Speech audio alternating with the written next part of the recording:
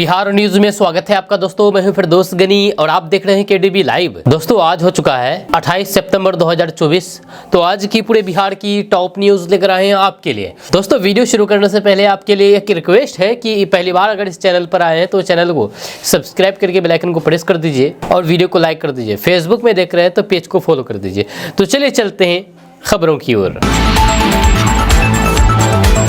दोस्तों आज बिहार न्यूज में सबसे पहले बात करते हैं कि बिहार सरकार ने बहुत बड़ा ऐलान कर दिया है। बिहार सरकार ने साफ साफ बिहार के लोगों को कह दिया है कि बिहार सरकार की तरफ से बिहार के लोगों को फ्री में बिजली नहीं दी जाएगी। जी हाँ, आपको बता दूं कि कुछ दिनों से ये कयास लगाए जा रहे थे कि बिहार सरकार बिहार के लोगों को 100 यूनिट या फिर 200 यूनिट फ्री बिजली देगी, क्योंकि स्मार्ट प्रीपेड मीटर लगाए जा रहे हैं। बिहार के ज्यादातर लोगों का कहना है कि स्मार्ट प्रीपेड मीटर सही नहीं है, हम इसके खिलाफ हैं।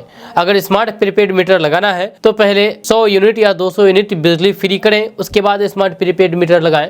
लेकिन बिहार सरकार ने साफ साफ कह दिया है कि नहीं, बिजली फ्री नहीं दी जाएगी और स्मार्ट प्रीपेड मीटर लगाया जाएगा। कोई नहीं रोक सकता इसे, बिहार के लोग नहीं रोक सकते, जो वोट दिया है वो भी नहीं रोक सकता है। जी हाँ, बिहार सरकार में बिजली मंत्री ऊर्जा मंत्री विजेंद्र प्रसाद यादव ने प्रेस कॉन्फ्रेंस करके ये बात कही है। उन्होंने ये कहा कि अगले साल 2025 तक पूरे बिहार में स्मार्ट मीटर लगाने का काम पूरा कर लिया जाएगा, यानी कि स्मार्ट प्रीपेड मीटर लग करके रहेगा और बिजली भी फ्री नहीं मिलेगी। जो करना है कर लो। जब मंत्री विजेंद्र यादव ने दावा किया है कि बिहार में उपभोक्ताओं को भारी रियायत दरों पर बिजली दी जा रही है। जब बिहार में बिजली उपभोक्ताओं का अनुदान देने के लिए राज्य सरकार ने 2023-24 में 13,114 करोड़ रुपए मंजूरी किए हैं, वहीं पर बिहार में लगाए जा रहे हैं स्मार्ट प्रीपेड मीटर बिजली मीटर के बारे में मंत्री ने कहा कि बिहार में लगभग 50 लाख स्मार्ट प्रीपेड मीटर बिजली मीटर पहले ही लगाए जा चुके हैं। जब राज्य भर में स्मार्ट बिजली मीटर लगाने की प्रक्रिया 2025 तक पूरी हो जाएगी।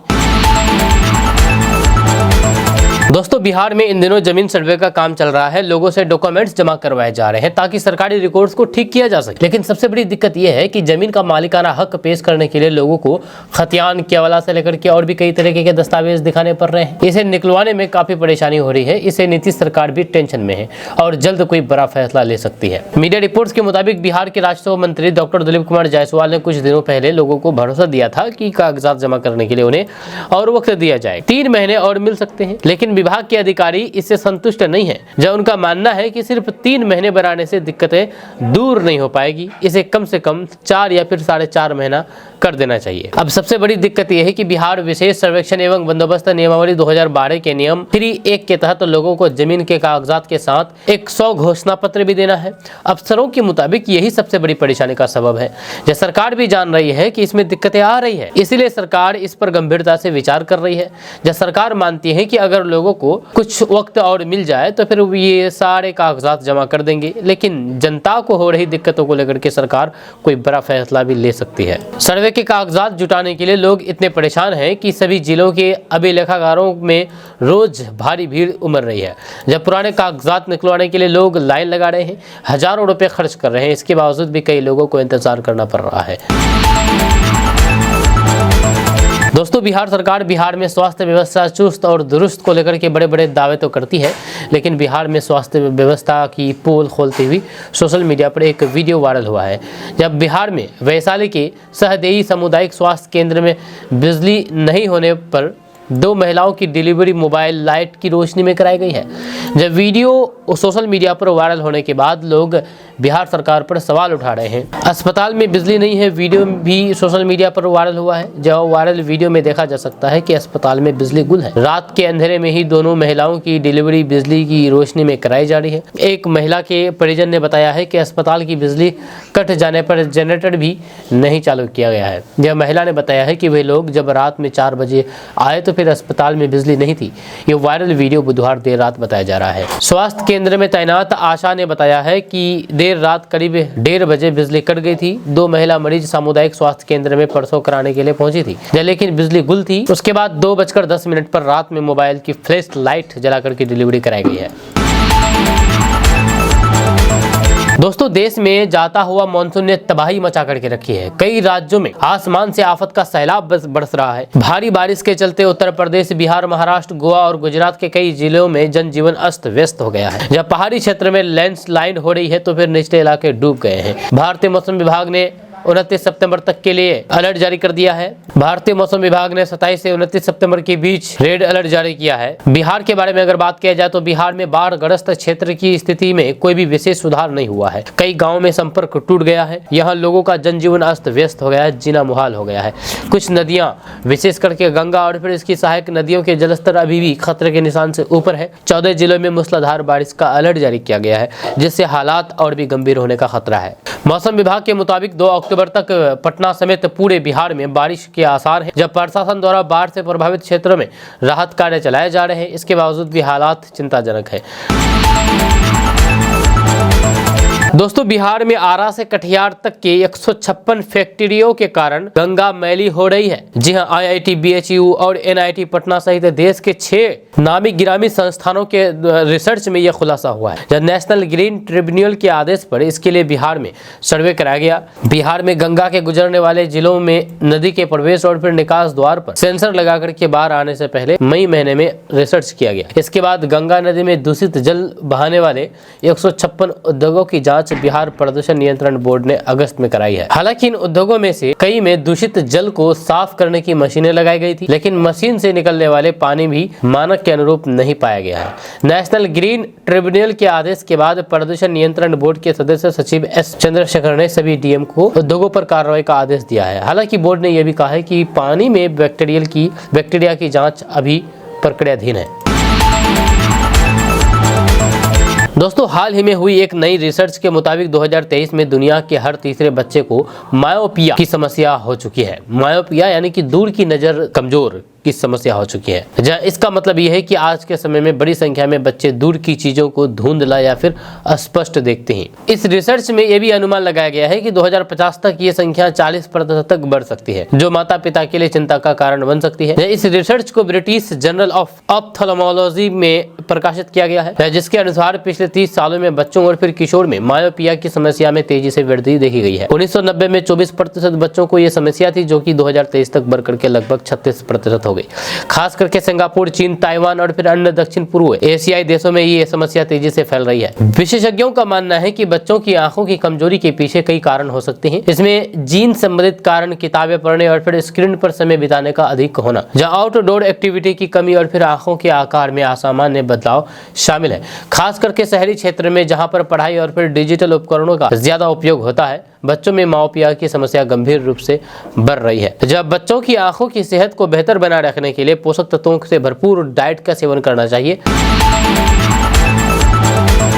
दोस्तों, प्रधानमंत्री नरेंद्र मोदी के हनुमान कहे जाने वाले हाजीपुर के सांसद केंद्रीय मंत्री चिराग पासवान पर सनसनीखेज आरोप लगाए गए हैं और उनकी सांसद सदस्यता रद्द करने की मांग की गई है। इस दौरान उन्होंने लोक जनशक्ति पार्टी रामविलास सुप्रीमो चिराग पासवान के खिलाफ सबूतों की कॉपी भी मीडिया को दी है। इंजीनियर राजकुमार पासवान ने कहा है कि प्रेस कॉन्फ्रेंस का मुख्य उद्देश्य हाजीपुर के सांसद चिराग पासवान की हल्फनामे में जानकारी छिपाने, फर्जी बीटेक डिग्री देने के मामले में संसद की सदस्यता रद्द करने की मांग करना है। उन्होंने कहा है कि हालांकि कुछ लोगों ने इस मामले को उठाया है, लेकिन उनका मकसद सिर्फ अपना चेहरा चमकाना था। लेकिन मैं लोकतंत्र की रक्षा के लिए संवैधानिक व्यवस्था से खिलवाड़ करने वाले लोग को रोकने और फिर जनता के सामने सच्चाई की लड़ाई लड़ने के लिए तैयार हूं। उन्होंने कहा है कि सांसद चिराग पासवान ने चुनाव आयोग को गलत जानकारी दी है और दिल्ली में दर्ज FIR को अपने हल्फनामे में छिपाया है। साथ ही उन्होंने अपनी शिक्षा के बारे में चुनाव आयोग को अंधेरे में रखा और 2014 से खुद को बीटेक बता रहे हैं, जबकि ये सरासर झूठ है। दोस्तों, बिहार में JDU सरकार में मंत्री अशोक चौधरी को पार्टी का राष्ट्रीय महासचिव नियुक्त किया गया है। अशोक चौधरी ने हाल ही में X पर एक विवादास्पद पोस्ट किया था, जिसे लेकर के कयास लगाए गए थे कि ये मुख्यमंत्री नीतीश कुमार पर कटाक्ष है। जब पार्टी के ही कुछ नेताओं ने इसके लिए चौधरी की आलोचना की थी। हालांकि विवाद बढ़ने के बाद अशोक चौधरी ने नीतीश कुमार से उनके आवास पर मुलाकात की और फिर एक अन्य पोस्ट में उनके साथ की एक तस्वीर भी शेयर की है। मंत्री ने 1972 की फिल्म अमर प्रेम के एक लोकप्रिय गीत की पहली पंक्ति को तस्वीर के कैप्शन के रूप में इस्तेमाल करते हुए लिखा। इस कविता के लिखने के बाद बवाल मच गया और उन्हें मुख्यमंत्री नीतीश कुमार के दुश्मन बताने लगे, लेकिन अब उन्हीं को ही पार्टी का राष्ट्रीय महासचिव बनाया गया है। दोस्तों, बिहार के नालंदा में एक जीजा अपनी साली को लेकर के भाग गया है। इस मामले को लेकर के बिंद थाने में एक प्राथमिकी दर्ज की गई है।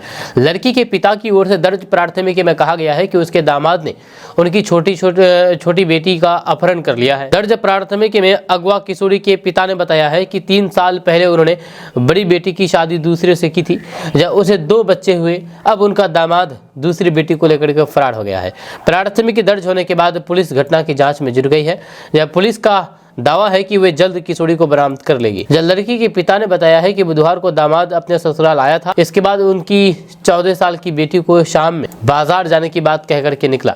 जब देर रात तक नहीं लौटने पर उन्होंने बेटी के मोबाइल पर कॉल किया तो फिर वे बोली कि अपने जीजा के साथ जीवन भर रहेंगे। जब दामाद ने कहा कि पत्नी को साथ नहीं रखेंगे, साली के साथ रहेंगे। बताया जाता है कि बड़ी बेटी की पहली शादी के कुछ दिनों बाद ही दामाद ने उसे छोड़ दिया था। तब पिता ने उसकी दूसरी शादी करा दी, लेकिन पहली शादी की बात छुपा ली गई थी। महिला के आरोपित का कहना है कि पूर्व विवाहित महिला से उसकी शादी 3 साल पहले हुई थी, मगर इस बात की जानकारी उसको नहीं दी गई थी। 2 माह पहले ही किसी बात पर पत्नी ने अपने पति को यह बात बता दी कि पहला पति छोड़ दिया, तुम भी छोड़ दो। इसी बात को लेकर के पिछले 2 माह से पति और फिर पत्नी में विवाद हो रहा था।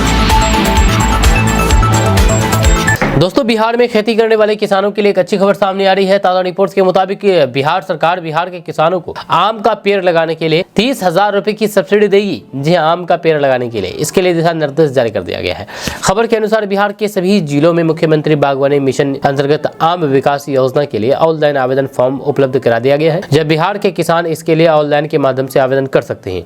आपको बता दूं कि इस योजना के अंतर्गत प्रति हेक्टेयर आम की खेती के लिए अनुदान की राशि प्रथम वर्ष 18,000 रुपए एवं द्वितीय वर्ष तथा तृतीय वर्ष के लिए 6,000 रुपए प्रति वर्ष दे हैं। यह योजना का लाभ न्यूनतम 0.25 एकड़ तथा अधिकतम 10 एकड़ के लिए दे होगा। दरअसल इस योजना में लाभुकों का चयन सामान्य श्रेणी में 78%, अनुसूचित जाति में 20% एवं अनुसूचित जनजाति के लिए 1.44% किया गया है। प्रत्येक श्रेणी में 30% महिलाओं की भागीदारी सुनिश्चित की जाएगी। इसको लेकर के आदेश दे दिया गया है।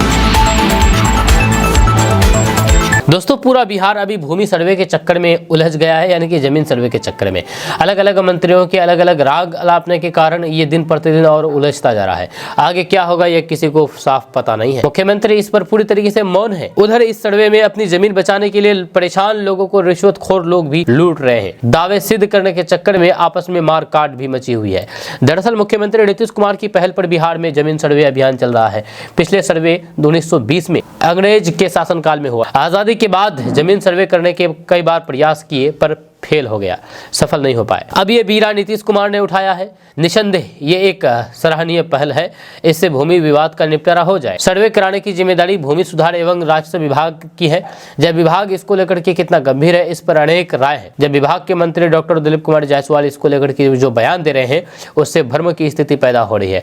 अधिकारी से लेकर के रैयत तक सब असमंजस्य में है। यह अभी ताजा उदाहरण 24 सितंबर का है। मंत्री ने सर्वे में आ रही दिक्कतों को दूर करने तथा सुझाव और फिर शिकायत दर्ज करने के लिए एक टोल फ्री नंबर भी जारी किया है। नंबर है 180034521515। ये नंबर जारी किया है। अब मजेदार बात यह है कि ये नंबर हमेशा व्यस्त मिलता है। जी हाँ, मैंने 2 दिन में करीब 10 बार फोन किया, लेकिन जवाब हमेशा एक ही रहता है। चाहे तो आप भी कोशिश करके देख लें, आपको भी बिजी ही नजर आएगा, बिजी ही नजर आएगा। यह सर्वे की अंतिम तिथि के बारे में सरकार की जिम्मेदार लोग खुद भ्रम फैला रहे हैं। जब ग्राम सभाओं में अंतिम तिथि 24 सितंबर बताई गई, जब फिर 7 सितंबर को विभागीय मंत्री डॉक्टर दिलीप कुमार जायसवाल का बड़ा बयान सामने आया है कि अंतिम तिथि नहीं। 15 सितंबर को उप मुख्यमंत्री सम्राट चौधरी ने भी दोहराया है कि जब तक सभी लोग संतुष्ट नहीं हो जाते, सर्वे का काम जारी रहेगा।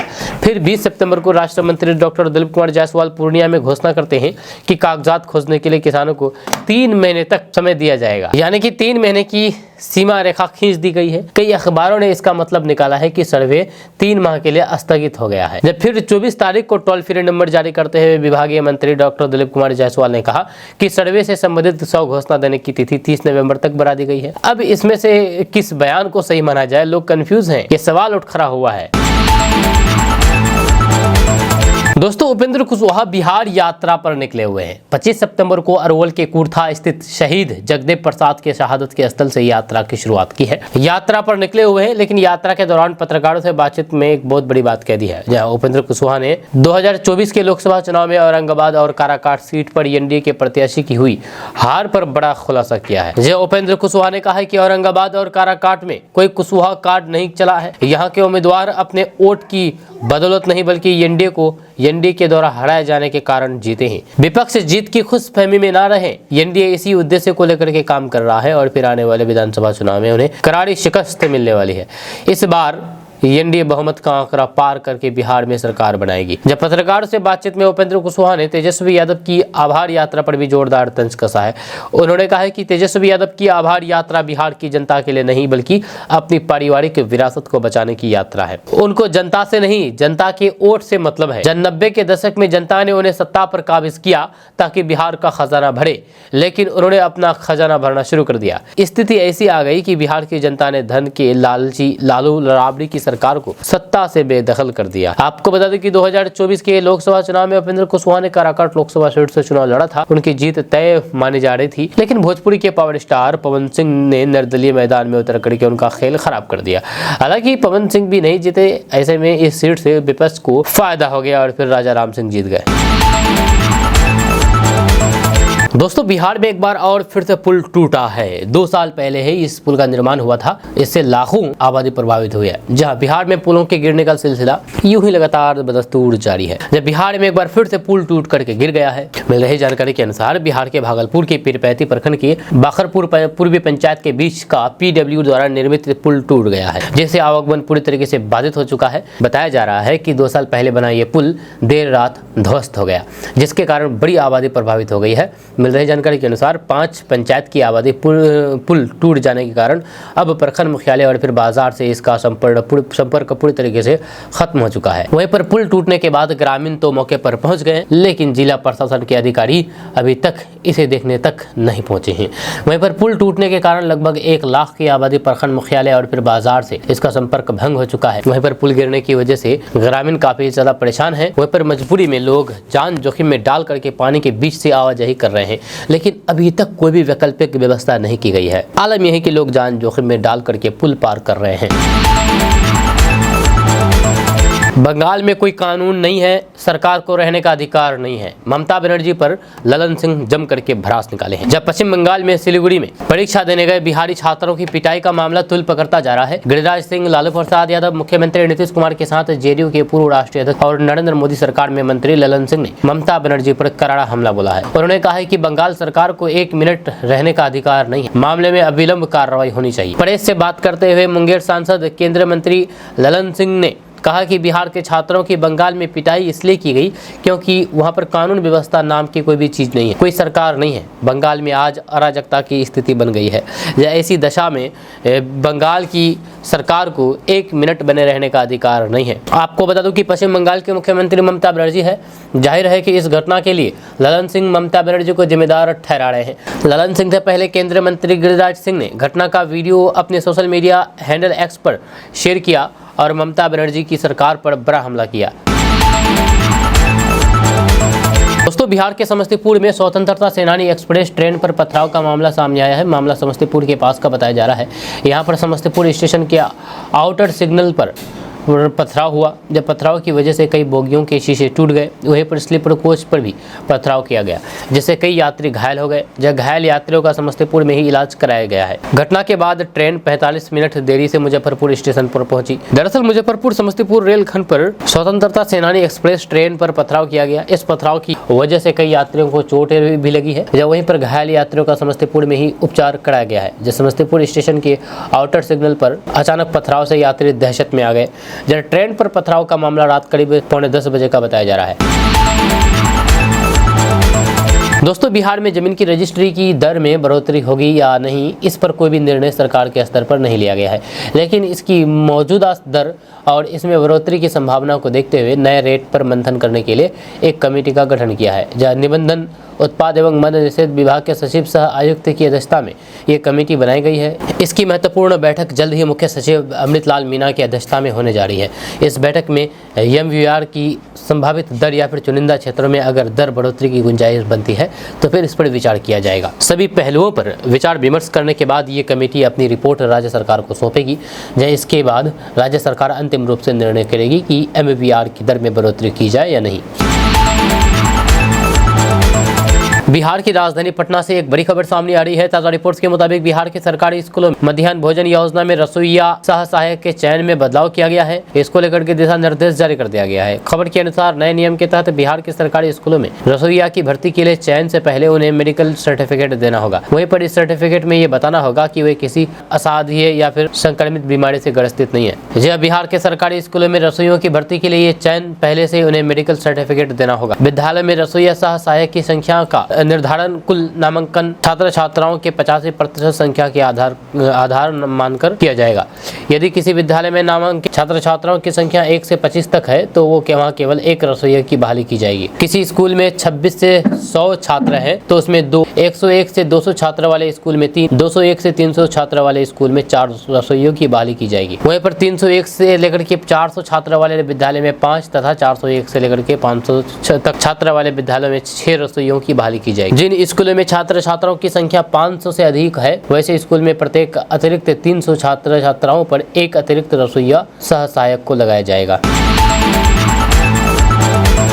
दोस्तों, बिहार में राजधानी पटना समेत 12 जिले बाढ़ के प्रकोप से प्रभावित हैं। हालांकि अब गंगा सहित अन्य नदियों का भी जलस्तर में कमी आ रही है, लेकिन जल जमाव के कारण डेंगू का प्रकोप भी लगातार बिहार में बढ़ता जा रहा है। इसका सबसे ज्यादा असर राजधानी पटना में देखने को मिल रहा है। इस साल अब तक पूरे बिहार में कुल 2512 डेंगू मरीज की संख्या हो गई है। जब पटना में बीते मंगलवार तक 1229 डेंगू के मरीज हो चुके हैं। इसके अलावा गया में 8, बेगूसराय में 4 मरीज भी मिले हैं तो वहीं पर पूर्वी चंपारण में 3, औरंगाबाद में 2, कटिहार में 2 मरीज पाए गए हैं। बिहार सरकार के स्वास्थ्य विभाग की ओर से नालंदा मेडिकल कॉलेज अस्पताल यानी कि NMCH में डेंगू के लिए 2 महीने पहले से ही विशेष व्यवस्था की गई है और फिर यहाँ सिर्फ डेंगू मरीजों के लिए 50 बेड लगाए गए हैं। इनमें 20 बेड पुरुष के लिए, 20 बेड महिला के लिए और 10 बेड बच्चों के लिए रिजर्व किया गया है। सभी बेड पर मच्छरदानी के साथ उचित दवा की व्यवस्था की गई है। वहीं पर NMCH में अब तक डेंगू से 2 मरीजों की जान जा चुकी है। यादव मुस्लिमों के लिए प्रशांत किशोर ने बहुत बड़ा ऐलान कर दिया है। जी हां, जिसके बाद लालू और तेजस्वी के होश उड़ जाएंगे। चुनावी रणनीतिकार प्रशांत किशोर 2 अक्टूबर को अपना नया दल लॉन्च करने वाले हैं। करीब 2.5 साल तक जन स्वराज अभियान के जरिए बिहार में पदयात्रा करने वाले प्रशांत किशोर अब विधानसभा चुनाव की तैयारियां शुरू कर दी है। उनका लक्ष्य 2025 में बिहार में नई सरकार बनाने का है। इस बीच प्रशांत किशोर ने यादव और मुस्लिमों के लिए बड़ा ऐलान कर दिया है। जहां उनके इस ऐलान से राजद प्रमुख लालू प्रसाद यादव और उनके बेटे तेजस्वी यादव के होश उड़ने वाले हैं। आपको बता दें कि जन स्वराज के सूत्रधार प्रशांत किशोर ने ऐलान किया है कि वे 2 अक्टूबर को जो राजनीतिक पार्टी बनाने वाले हैं उसमें समाज के सभी वर्गों को हिस्सेदारी मिलेगी। जहां उन्होंने कहा कि राज्य में 15% यादवों की संख्या है, वहीं पर 18% मुसलमानों की संख्या है। बिहार के इन दोनों बड़े वर्गों को उनके राजनीतिक दल में उचित प्रतिनिधित्व मिलेगा। आपको बता दूं कि इससे पहले जन स्वराज के सूत्रधार प्रशांत किशोर कई बार शराबबंदी को लेकर के बड़ा दावा कर चुके हैं। उन्होंने अपने तमाम भाषणों में कहा कि अगर राज्य में जन स्वराज पार्टी की सरकार बनती है तो फिर वो 1 घंटे के अंदर शराबबंदी कानून को बिहार से हटा देंगे। प्रशांत किशोर कहते हैं कि शराबबंदी कानून से राज्य को काफी ज्यादा नुकसान हो रहा है।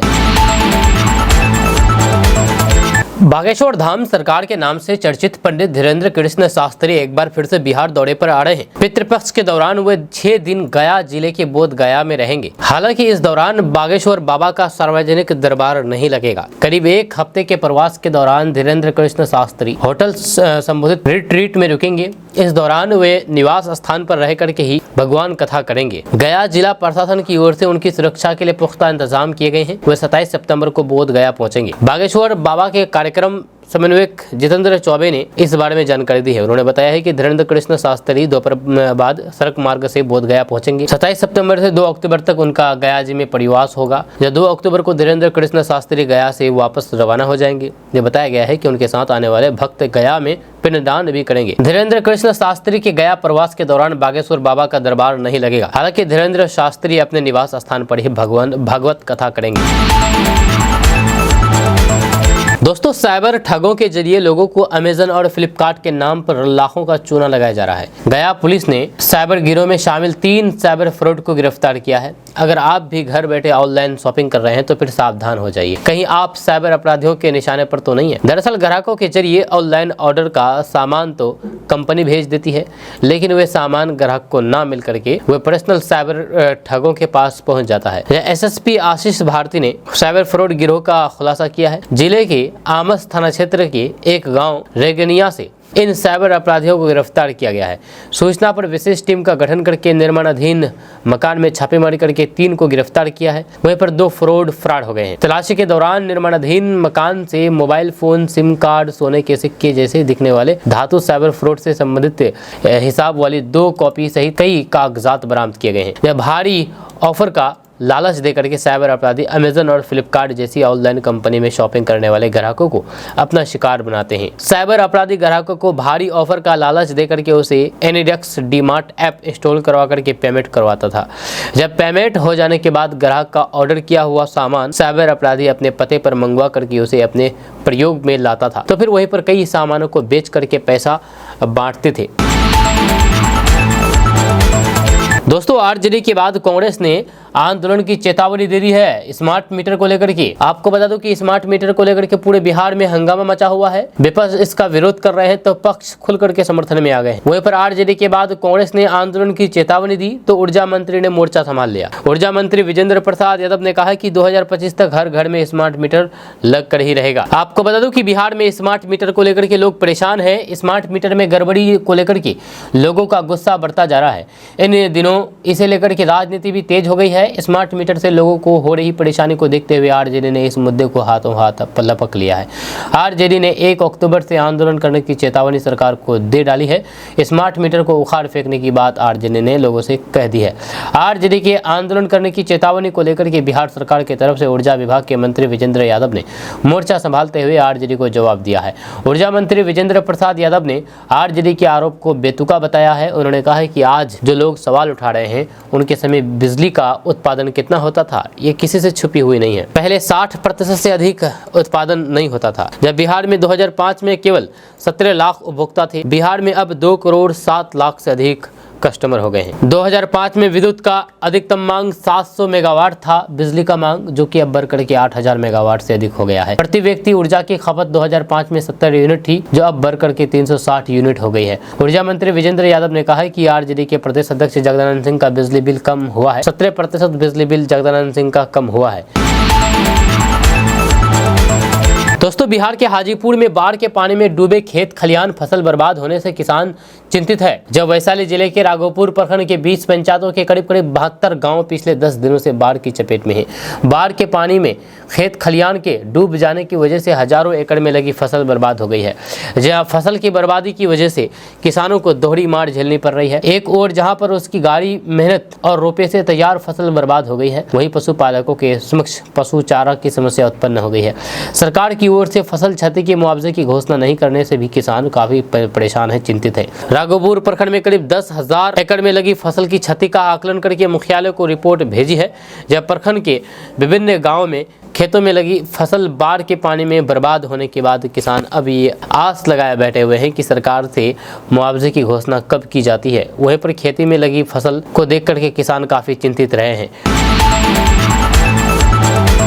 दोस्तों, एक तरफ नीतीश कुमार ने बिहार विधानसभा चुनाव की तैयारी में पार्टी संगठन को झोंक दिया है, तो विपक्षी पार्टियों ने भी नीतीश कुमार को घेरने के लिए प्लान रच डाला है। कांग्रेस और आरजेडी ने स्मार्ट मीटर के खिलाफ सड़कों पर उतरने का ऐलान कर दिया है। 1 अक्टूबर को बिहार भर में आरजेडी और कांग्रेस ने प्रदर्शन करने का ऐलान कर दिया है। विपक्ष का आरोप है कि बिहार में स्मार्ट मीटर से लोगों को लूटा जा रहा है। स्मार्ट मीटर लगने के बाद राज्य में बिजली काफी महंगी हो गई है। इस बीच नीतीश कुमार ने बिहार सरकार में मंत्री अशोक चौधरी को पार्टी महासचिव बना दिया है। यह देखना है कि संगठन में बड़ी जिम्मेदारी मिलने के बाद अशोक चौधरी क्या मनीष वर्मा की तरह ही जमीन पर उतरेंगे, या नीतीश कुमार ने पार्टी के राष्ट्रीय महासचिव को मनीष वर्मा को कार्यकर्ता समागम करने की जिम्मेदारी दी है। 27 सितंबर से मुजफ्फरपुर से इस कार्यक्रम की शुरुआत हो रही है। ये कार्यक्रम लंबा चलने वाला है और 20 जनवरी 2025 को इसका समापन होगा। सबसे बड़ा सवाल यह है कि अशोक चौधरी भी क्या मनीष वर्मा की तरह ही लोगों के बीच जाएंगे। दरअसल नीतीश कुमार की अशोक चौधरी पर मेहरबानी महादलित समुदाय के वोटरों को साधने के लिए है। जहां हाल ही में श्याम रजक आरजेडी से जेडीयू में आए। नीतीश इन दोनों नेताओं के साथ दलित और महादलित समुदाय को अपने साथ रखना चाहते हैं। बिहार में दलित वोटर्स की संख्या 19% है, जबकि नीतीश कुमार इस वोट को छिटकने नहीं देना चाहते हैं।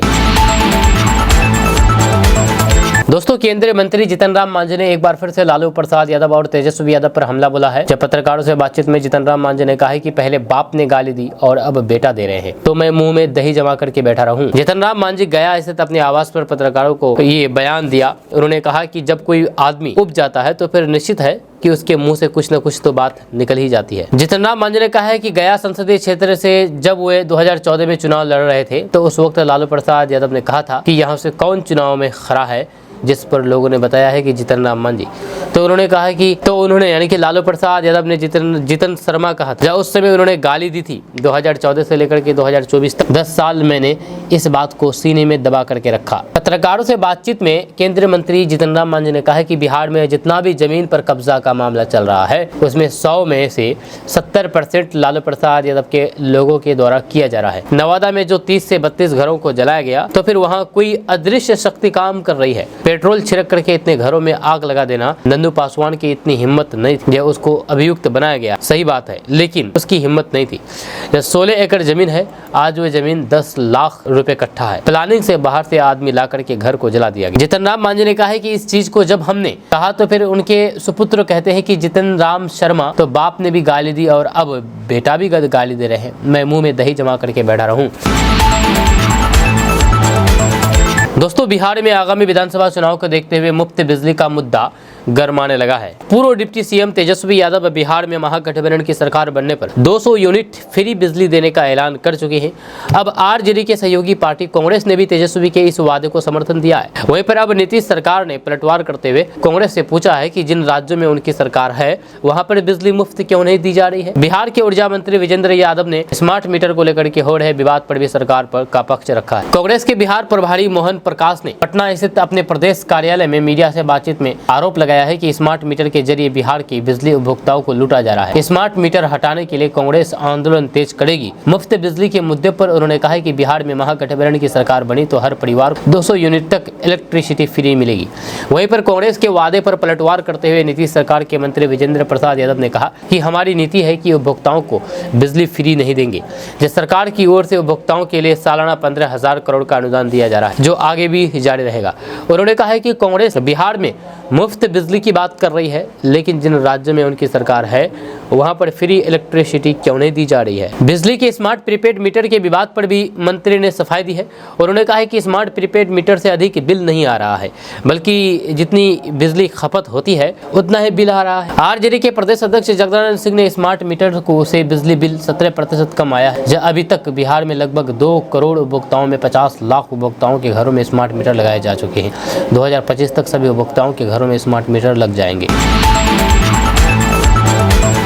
दोस्तों, बिहार में पुलिस कर्मियों की छुट्टियां 5 से 16 अक्टूबर तक रद्द कर दी गई है। दुर्गा पूजा को देखते हुए मुख्यालय से ये आदेश जारी हुआ है। ऐसे में दुर्गा पूजा के दौरान कानून व्यवस्था और फिर सांप्रदायिक सद्भाव बनाए रखने के लिए राज्य पुलिस मुख्यालय की ओर से ये आदेश जारी किया गया है कि 5 से 16 अक्टूबर तक पुलिस कर्मियों की छुट्टी रद्द रहेगी। जब बिहार पुलिस मुख्यालय विधि व्यवस्था प्रभाग की ओर से ये पत्र महानिदेशक बिहार विशेष सशस्त्र पुलिस महानिदेशक प्रशिक्षण, अपर मुख्य पुलिस महानिदेशक, रेलवे अपराध अनुसंधान विभाग विशेष शाखा, आर्थिक अपराध इकाई, सभी क्षेत्रीय पुलिस महानिरीक्षक, क्षेत्रीय पुलिस उप महानिरीक्षक, पुलिस अधीक्षक को पत्र लिखा गया है। हालांकि विशेष परिस्थिति में छूट मिल सकती है। जारी किए गए पत्र में लिखा गया है कि दुर्गा पूजा 2024 के अवसर विधि व्यवस्था एवं सांप्रदायिक सद्भाव बनाए रखने के लिए दिनांक 5/10/2024 से 16/10/2024 सभी प्रकार के अवकाश यानी कि छुट्टी रद्द कर दी जाएगी। दोस्तों, अब राशन कार्ड में नए सदस्य का नाम जोड़ने के लिए धक्का अब लगाना नहीं पड़ेगा। जी हाँ, घर बैठे ये काम हो सकता है। अब मेरा राशन 2.0 ऐप के जरिए राशन कार्ड में नए सदस्य का नाम जोड़ना आसान हो गया है। ये प्रक्रिया पूरी तरीके से ऑनलाइन है, जिससे समय और फिर धन की बचत होती है, यानी कि पैसे और समय की बचत होती है। अगर आप अपने कोई सदस्य का राशन कार्ड में नाम चढ़वाना चाहते हैं तो आप घर बैठे कर सकते हैं। सरकार ने राशन कार्ड में नए सदस्यों को जोड़ने की प्रक्रिया को और भी आसान बना दिया है, जिसे आप घर बैठे ऑनलाइन कर सकते हैं। इसके लिए सरकार ने मेरा राशन 2.0 ऐप लॉन्च किया है। प्रक्रिया को सरल और सुविधाजनक बनाने में काफी मदद करेगा। मेरा राशन 2.0 ऐप एक सरकारी पहल है जिसका उद्देश्य राशन कार्ड से संबंधित सभी सेवाएं एक मंच पर उपलब्ध कराना है। इस ऐप की मदद से आप अपने राशन कार्ड में नए सदस्य का नाम जोड़ने से लेकर के विभिन्न सेवाओं का लाभ उठा सकते हैं। अगर आप भी अपने घर बैठे मोबाइल ऐप के माध्यम से राशन कार्ड में किसी सदस्य का नाम जोड़ना चाहते हैं तो इसके लिए सबसे पहले आपको गूगल प्ले स्टोर या फिर ऐप स्टोर से मेरा राशन 2.0 ऐप डाउनलोड करना होगा। जब ऐप को डाउनलोड और फिर इंस्टॉल करने के बाद आपको अपने आधार कार्ड से जुड़े मोबाइल नंबर का उपयोग करके लॉगिन करना होगा। लॉगिन करने के बाद ऐप का डैशबोर्ड खुल जाएगा जहां पर आपको कई विकल्प मिलेंगे। यहां पर आपको फैमिली डिटेल्स का विकल्प चुनना होगा। इस विकल्प पर क्लिक करने के बाद आपके राशन कार्ड में पहले से पंजीकृत यानी रजिस्टर्ड सदस्यों की सूची सामने आ जाएगी। अब नए सदस्य का नाम जोड़ने के लिए नए सदस्य जोड़े का विकल्प चुने। नया सदस्य जोड़ने के लिए आपको एक फॉर्म भरना होगा जिसमें आप जिस व्यक्ति से जुड़े हुए उसका आधार कार्ड नंबर और फिर अन्य जरूरी जानकारी मांगी जाएगी। मेरा राशन 2.0 ऐप का उपयोग करके आप नए सदस्य का नाम जोड़ने के अलावा और भी सेवाएं प्राप्त कर सकते हैं, जैसे कि राशन कार्ड की जानकारी अपडेट करना हो, राशन कार्ड की तिथि की जांच करना हो, राशन प्राप्ति की जानकारी हो, ये सारा चीज देख सकते हैं। सरकार की इस पहल से अब आपको राशन कार्ड में कोई भी जानकारी जोड़ने या फिर अपडेट करने के लिए सरकारी दफ्तरों में जाने की जरूरत नहीं पड़ेगी। मेरा राशन 2.0 ऐप से आप ये सब काम फ्री में घर बैठे कर सकते हो भी आसानी से। दोस्तों, पैरासीटामोल, विटामिन डी समेत 50 से ज्यादा दवाएं टेस्ट में फेल हो गई है। जी हाँ, आपको बता दूं कि केंद्रीय औषधीय मानक नियंत्रण संगठन यानी कि CDSCO ने हाल ही में दवाइयों का क्वालिटी टेस्ट किया, जिसमें 53 दवाओं को इस लिस्ट में फेल करार दे दिया गया। इस लिस्ट में शामिल दवाओं में blood pressure, diabetes, acid reflux और विटामिन की कुछ दवाइयां भी शामिल है। इसके अलावा CDSCO ने जिन दवाओं को फेल किया है उसमें बुखार उतारने वाली paracetamol, painkiller, diclofenac, antifungal medicine, fluconazole जैसी देश की कई बड़ी फार्मास्यूटिकल दवाएं कंपनी की दवाएं भी शामिल है। आपको बता दूं कि ये सभी दवाएं मेडिकल टेस्ट में फेल हो गई है और इनका सेहत के लिए नुकसानदायक भी बताया गया है। हालांकि इस लिस्ट में 53 दवाओं को फेल किया गया है, लेकिन लिस्ट में अभी केवल 48 दवाओं का ही नाम सामने आया है, क्योंकि इसमें से 5 दवाएं जो फेल हुए हैं उनकी कंपनी का कहना है कि ये दवाएं उनकी नहीं है, जब बल्कि उनके नाम से नकली दवाओं को मार्केट में बेचा जा रहा है। जो दवाएं फेल की गई है उनमें सन फार्मा द्वारा निर्मित पेंटोसिड टैबलेट शामिल है। आपको बता दें कि इस लिस्ट में कुछ ऐसी दवाएं भी शामिल है जिनका इस्तेमाल काफी किया जाता है और बीते कुछ सालों से इसकी खपत भी काफी ज्यादा बढ़ोतरी हुई है।